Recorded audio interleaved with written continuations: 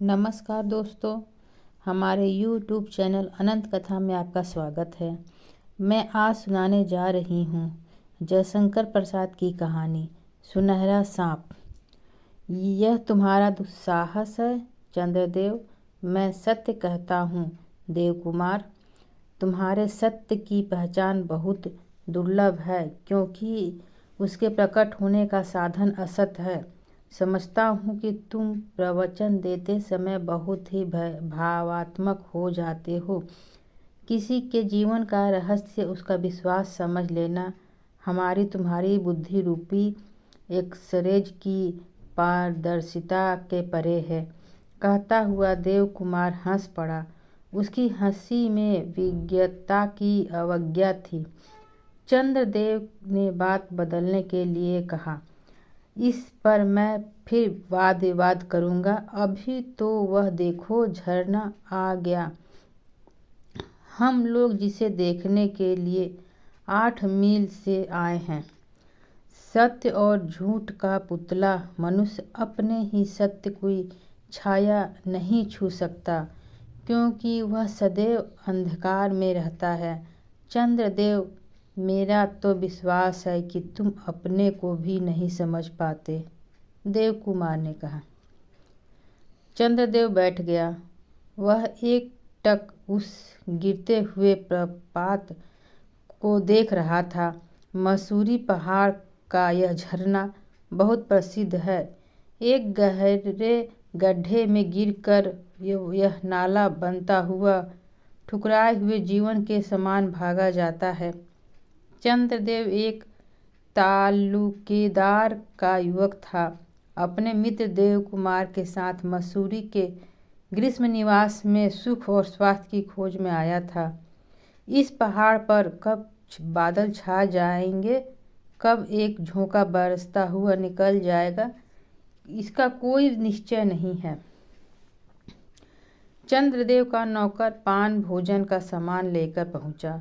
दोनों मित्र एक अखरोट वृक्ष के नीचे बैठ कर खाना खाने लगे।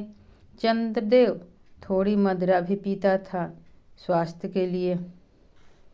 देव कुमार ने कहा, यदि हम लोगों के बीच ही में भीगना हो तो अब चल देना चाहिए। पीते हुए चंद्रदेव ने कहा, तुम बड़े डरपोक हो। तनिक भी साहसिक जीवन का आनंद लेने का उत्साह तुम में नहीं है। सावधान होकर चलना, समय से कमरे में जाकर बंद हो जाना और अत्यंत रोगी के समान सदैव पथ्य का अनुचर बने रहना हो तो मनुष्य घर पर ही बैठा रहे। देव कुमार हंस पड़ा। कुछ समय बीतने पर दोनों उठ खड़े हुए। अनुचर भी पीछे चला। बूंदें पड़ने लगी थी। सबने अपनी अपनी बरसाती संभाली, परंतु उस वर्षा में कहीं विश्राम करना आवश्यक प्रतीत हुआ, क्योंकि उससे बचा लेना बरसाती के बूते का काम न था। तीनों छाया की खोज में चले। एक पहाड़ी चट्टान की गुफा मिली, छोटी सी। ये तीनों उसमें घुस पड़े। भवों पर से पानी पोंछते हुए चंद्रदेव ने देखा, एक श्याम किंतु उज्ज्वल मुख अपने यौवन की आभा में दमक रहा है। वह एक पहाड़ी स्त्री थी। चंद्रदेव कला विज्ञ होने का ढोंग करके उस युवती की सुडौल गढ़न देखने लगा। वह कुछ लज्जित हुई।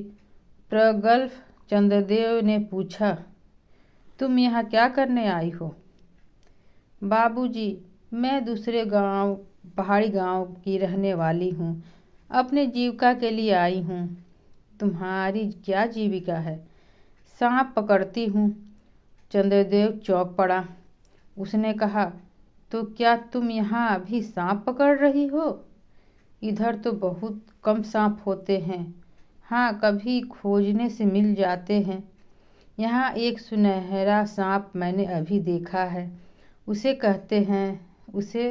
कहते कहते युवती ने एक ढोके की ओर संकेत किया। चंद्रदेव ने देखा 2 तीव्र ज्योति पानी का झोंका निकल गया।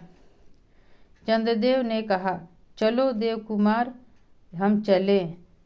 रामू, तू भी तो सांप पकड़ता है ना?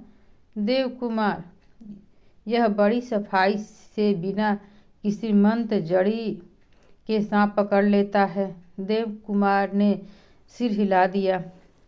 रामू ने कहा, हाँ सरकार, पकड़ूं इसे? नहीं नहीं, उसे पकड़ने दे। हाँ, उसे होटल में लिवा लाना, हम लोग देखेंगे। क्यों देव? अच्छा मनोरंजन रहेगा ना? कहते हुए इंद्रदेव और देव कुमार चल पड़े। किसी क्षुद्र हृदय के पास उनके दुर्भाग्य से दैवी संपत्ति या विद्या, बल, धन और सौंदर्य उनके सौभाग्य का अभिनय करते हुए प्राय देखे जाते हैं, तब उन विभूतियों का दुरुपयोग अत्यंत अरुचिकर दृश्य उपस्थित कर देता है। चंद्रदेव का होटल निवास भी वैसा ही था। राशि राशि विडंबनाएं उनके चारों ओर घिरकर उनकी हंसी उड़ाती, पर उसमें चंद्रदेव को तो जीवन की सफलता ही दिखलाई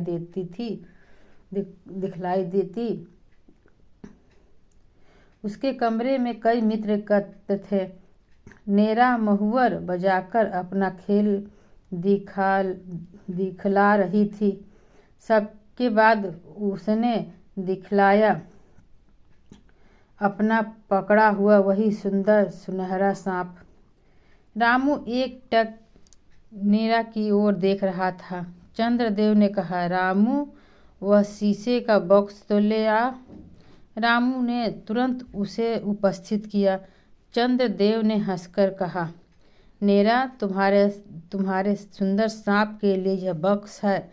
नेरा प्रसन्न होकर अपने नवीन आश्रित को उसमें रखने लगी, परंतु वह उस सुंदर घर में जाना नहीं चाहता था। रामू ने उसे बाध्य किया। सांप बॉक्स में जा रहा था। नेरा ने उसे आंखों से धन्यवाद दिया। चंद्रदेव के मित्रों ने कहा, तुम्हारा अनुचर भी तो कम खिलाड़ी नहीं है। चंद्रदेव ने गर्व से रामू की ओर देखा, परंतु नेरा की मधुरिमा रामू की आंखों की राह उसके हृदय में भर रही थी। वह एकटक उसे देख रहा था। देव कुमार हंस पड़ा। खेल समाप्त हुआ। नेरा को बहुत सा पुरस्कार मिला। 3 दिन बाद होटल के पास ही चीड़ वृक्ष के नीचे चंद्रदेव चुपचाप खड़ा था। वह बड़े गौर से देख रहा था। एक स्त्री और एक पुरुष को घूर घूर कर बातें करते। उसे क्रोध आया, परंतु न जाने क्यों कुछ बोल न सका। देव कुमार ने पीठ पर हाथ धरकर पूछा, क्या है? चंद्रदेव ने संकेत से उस ओर दिखा दिया। एक झुरमुट में नेरा खड़ी है और रामू कुछ अनुनय कर रहा है। देव कुमार ने यह देखकर चंद्रदेव का हाथ पकड़कर खींचते हुए कहा, चलो। दोनों आकर अपने कमरे में बैठे। देव कुमार ने कहा, अब कहो, इसी रामू के हृदय की परख तो तुम उस दिन बता रहे थे। इसी तरह संभव है अपने को भी न पहचानते हो। चंद्रदेव ने कहा, मैं उसे कोड़े से पीटकर ठीक करूँगा, बदमाश। चंद्रदेव बाल देखकर आया है। अपने कमरे में सोने जा रहा था। रात अधिक हो चुकी थी। उसे कुछ फिस का शब्द सुनाई पड़ा। उसे नेरा का ध्यान आया। वह होठ काट कर अपने पलंग पर जा पड़ा।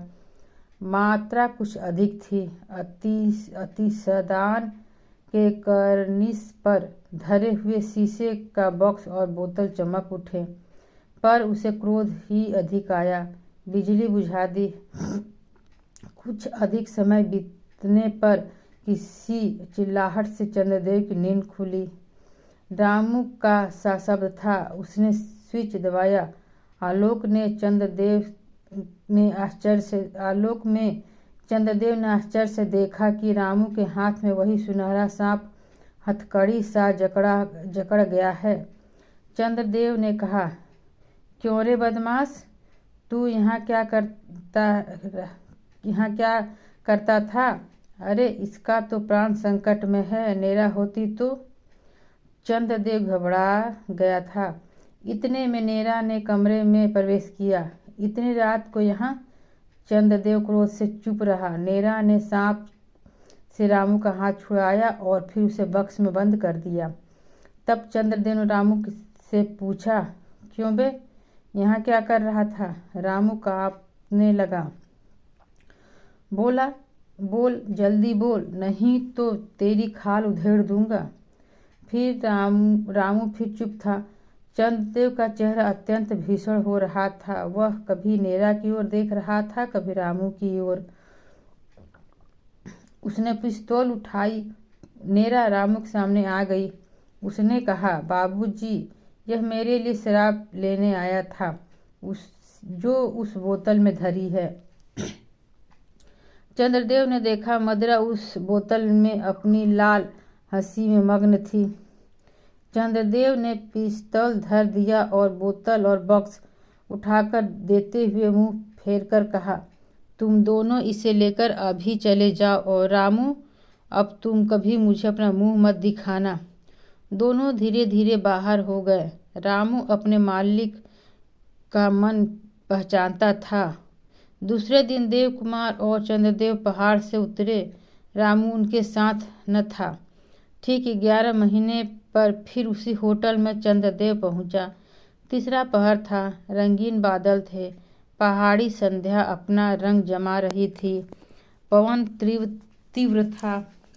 चंद्रदेव ने शीशे का पल्ला बंद करना चाहा। उन्होंने देखा रामू सिर पर पिटारा धरे चला आ रहा है और पीछे पीछे अपनी मंद गति से नेरा ने भी ऊपर की ओर देखा। वह मुस्कुराकर सलाम करते हुए रामू के पीछे चली गई।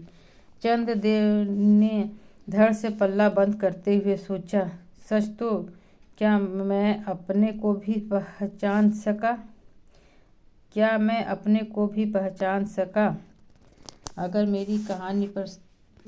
अगर हमारी कहानी आपको पसंद आया तो कृपया लाइक एवं सब्सक्राइब अवश्य करें।